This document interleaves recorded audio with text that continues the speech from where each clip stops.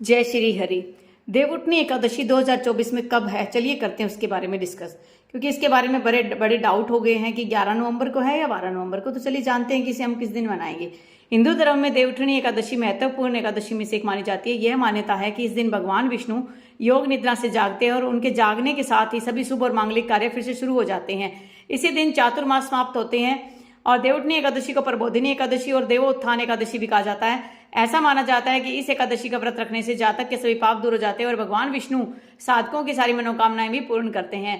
तो ऐसे में चलिए जानते हैं कि इस साल देवउठनी एकादशी कब है और साथ ये भी जानेंगे कि कब है पूजा का शुभ मुहूर्त, पारण का समय क्या है और इसका महत्व क्या है। इस साल देवउठनी एकादशी 12 नवंबर को पड़ रही है। एकादशी तिथि 11 नवंबर की शाम 6:46 से शुरू होगी और 12 नवंबर की शाम 4:04 पर खत्म होगी। ऐसे में 12 नवंबर के दिन उदय तिथि के हिसाब से ही व्रत रखा जाएगा। इस व्रत का पारण देवउठनी एकादशी 2024 के अगले दिन यानी कि 13 नवंबर को किया जाएगा। ऐसे में देवउठनी एकादशी का पारण 13 नवंबर की सुबह 6:42 से 8:51 के बीच में किया जाएगा। अब बात आती है कि देवउठनी एकादशी को इतना खास क्यों माना गया है। देवशनी एकादशी के दिन भगवान विष्णु योग निद्रा में चले जाते हैं और तब से ही चातुर्मास शुरू हो जाता है। इन 4 महीनों में हिंदू धर्म में कोई भी शुभ काम नहीं होते, जैसे कि शादी, गृह प्रवेश आदि नहीं किए जाते हैं। देवउठनी एकादशी के साथ ही ये चातुर्मास समाप्त हो जाता है और सभी शुभ कार्यों की शुरुआत हो जाती है। इस दिन भगवान विष्णु के साथ माता लक्ष्मी की पूजा का भी खास महत्व होता है। इनकी विधि पूर्वक पूजा करने से घर में सुख, शांति और समृद्धि आती है। देवउठनी एकादशी की पूजा कैसे करें, चलिए जानते हैं।